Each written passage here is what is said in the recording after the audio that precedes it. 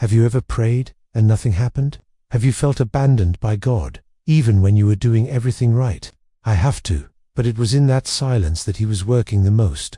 Let me share with you what I learned about trusting God, especially when everything seems to go wrong. At some point in life, many of us feel like everything around us starts to lose meaning, as if a road that once seemed safe begins to crumble before our eyes. This distressing feeling, far from being just emotional emptiness, may be the voice of God trying to warn us that it's time to change direction. We often ignore the signs heaven is sending us, insisting on doors God has already closed, not realizing there is a spiritual truth that few understand. God never allows His children to remain on paths that lead to destruction without first sending clear warnings. These warnings don't always come as dreams or spectacular visions. Often, they show up as internal unrest, quiet discomfort, unexpected blockages, or a gentle whisper in the soul saying, "Come back, leave that place, I have something better for you." God, in His infinite love, shifts circumstances, touches hearts, and closes doors to protect us. This divine intervention reveals a profound spiritual philosophy. Walking the wrong path isn't just a mistake, it's an opportunity to experience the loving redirection of the Father. The first sign God often uses is discomfort.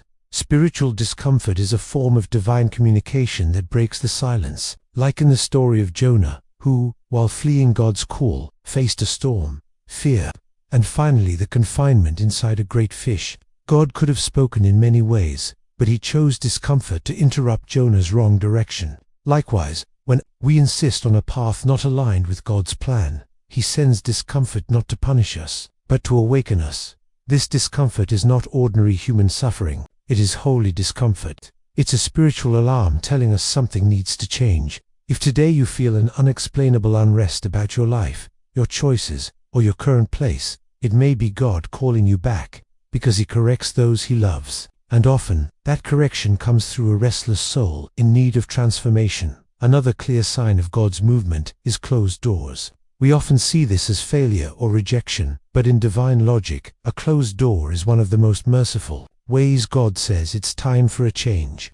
Like Paul on his missionary journeys, who was stopped by the Holy Spirit from entering certain regions until a clear vision showed him the right way. Sometimes, what seems like a loss is actually a redirection.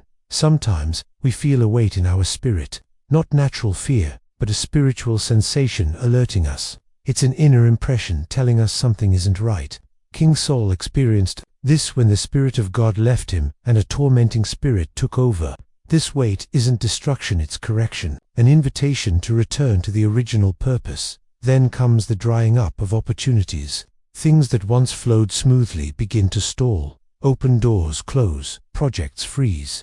This too is a way for God to say that season has ended. Like Elijah's brook that dried up, it wasn't abandonment, but a signal that it was time to move forward. Many times, God begins to remove the pleasure from things that once satisfied us. Places, relationships, or activities that once filled us suddenly feel empty. Like Moses in Pharaoh's palace, what once was honor became a burden. That internal discontent is the first push toward new purpose. Then comes the revelation of hidden truths. People, situations, or environments begin to show their real nature. Like with Abraham and Lot, whose separation was necessary for God to renew His promises. Truth brings freedom, but also demands courage to act. There are moments when even prayer, which once brought peace, begins to stir unease.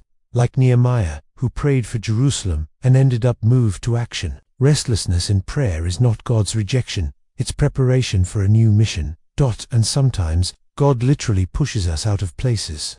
Stories like Joseph, sold by his brothers, show that being cast out can be the beginning of destiny, fulfillment. If everything that felt secure starts to collapse, it may be because God is removing the old to prepare the new.